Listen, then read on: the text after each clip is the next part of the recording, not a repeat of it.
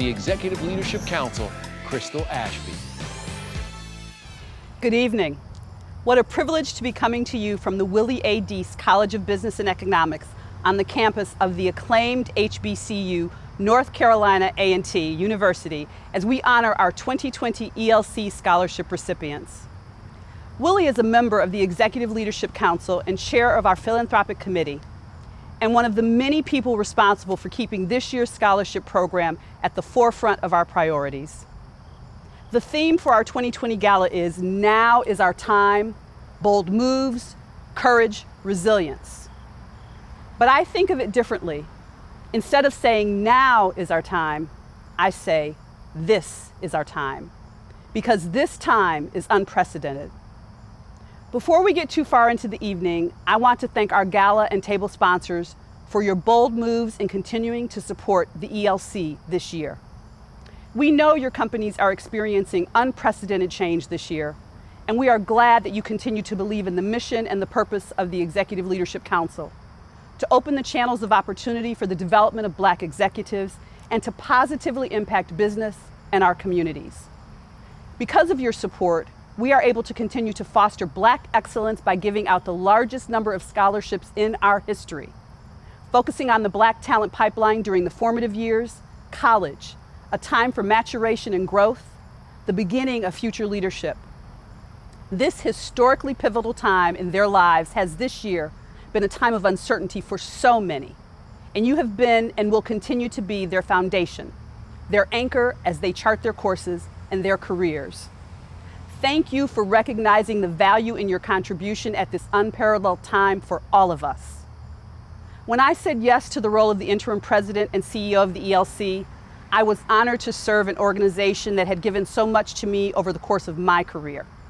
I could not imagine a time such as the one we are living in, when the world would pivot so many times, where our nation would be coping with COVID-19, and Blacks, our communities, would be so disproportionately impacted by this pandemic. Because COVID-19 is not out there. It is in our homes, it is in our communities where we work and where we worship.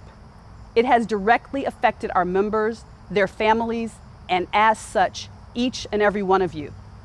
But the Executive Leadership Council and its members are relentlessly resilient. And through our work, we are bringing this spirit to our scholars, our talent pipeline, our communities, and even the employees and the leadership of the companies where we work. The constant change of 2020 has us seeking greater connectivity with each other. We find ourselves driving member value in a different way.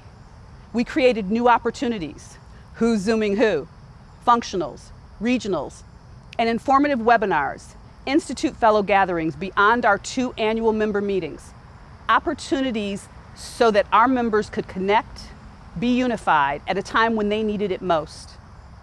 I've had members say, I'm more connected to and have seen my ELC family more this year than I have in the past. The silver lining in this inability to convene physically. The need for this connectivity was glaringly apparent during a summer of racial violence that sounded a major wake-up call, a wake-up alarm, where the ELC pivoted again, taking our stand against racism in America, along with many of your organizations.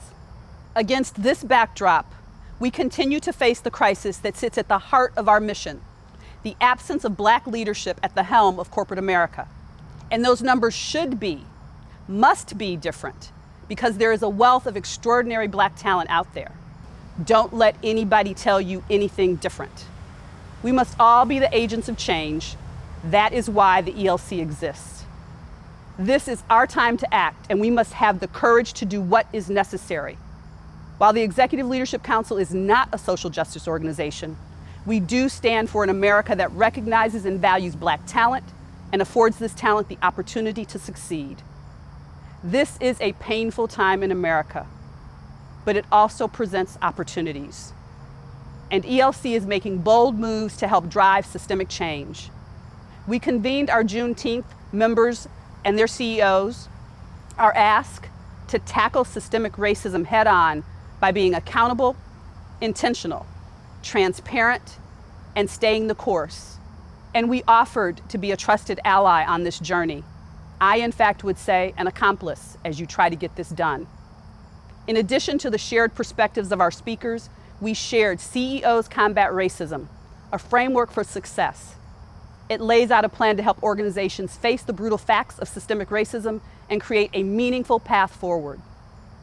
Through our CEO Game Changer, Corporate Board Initiative, Next Generation CEO Academy, Power of Women at Work, C-Suite Academy, Leadership Development Week, Mid-Level Managers Symposium, and the ELC's customized leadership development programs.